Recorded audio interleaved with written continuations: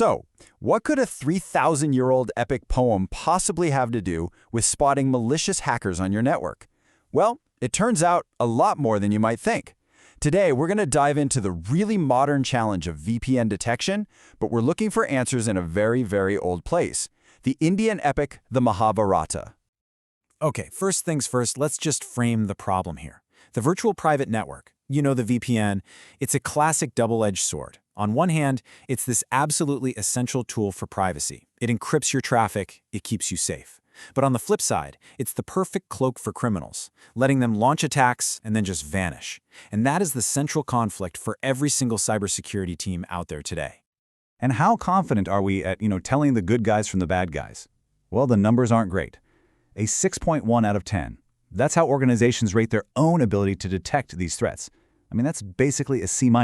And let's be real, in cybersecurity, a C- is a failing grade that can lead to some truly catastrophic breaches.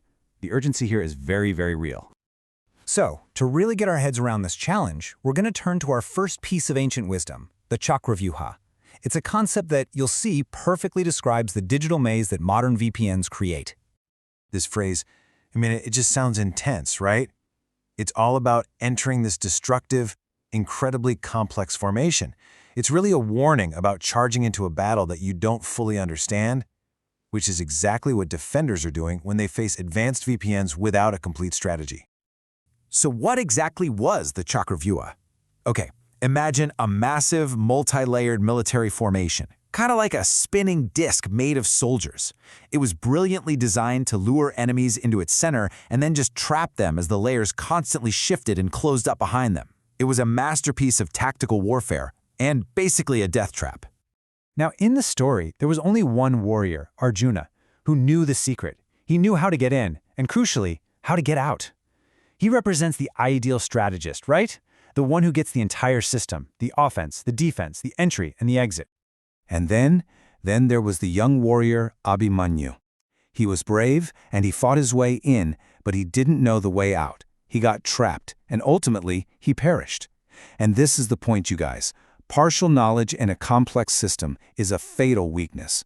Abhimanyu's story is a timeless, powerful cautionary tale for cybersecurity. And you can probably see where this is going. This is a perfect illustration of how modern VPNs work. They create their own digital chakra view. First, user data gets wrapped in multiple layers of encryption.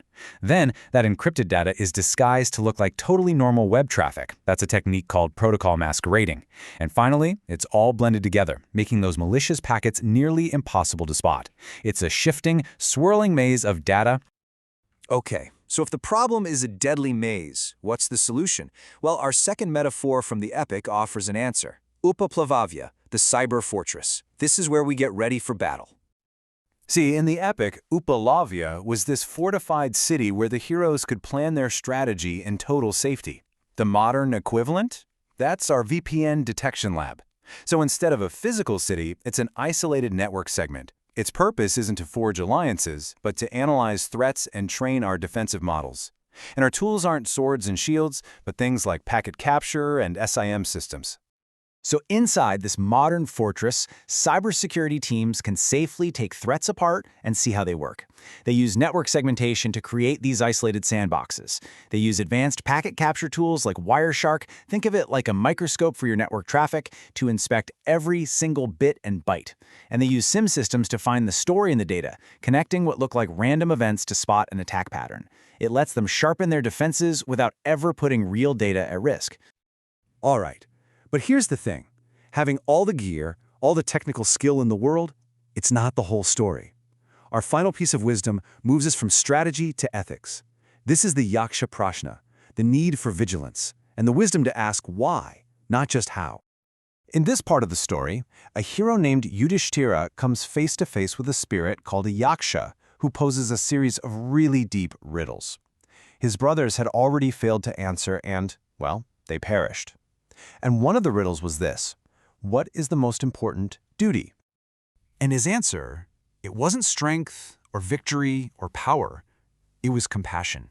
The lesson here is that true power isn't about brute force. It's about wisdom, thoughtfulness, and having this ethical understanding. It's about making the right choice, not just the most powerful one. And that brings us right back to the modern riddle that every security analyst faces every single day. Is this employee using a VPN to work securely from a coffee shop, or is this an attacker stealing company secrets? Answering that requires more than just code. It requires real human judgment. So, when you put it all together, what can these ancient stories really teach us about defending our digital world today? Well, they actually provide a pretty amazing and timeless strategic framework. It's a really clear three-part strategy. First, the lesson of the Chakravyuha. You have to understand the complete picture of the threat, inside and out. Don't be an Abhimanyu with only partial knowledge. Second, the lesson of Upaplavya. Build your own safe fortress, your lab, to test, train, and prepare your defenses before you need them. And third, the lesson of the Yaksha Prashna. Remember that your most powerful tool is your judgment. Always temper your technical skills with ethical wisdom. This ancient wisdom, it's not just a cool story, it's a blueprint for resilience. And it leaves us with one final, critical question to think about. In the next cyber battle, and there will be a next one, are we going to be Arjuna, armed with complete knowledge, or will we be Abhimanyu, trapped by a threat we only partially understood?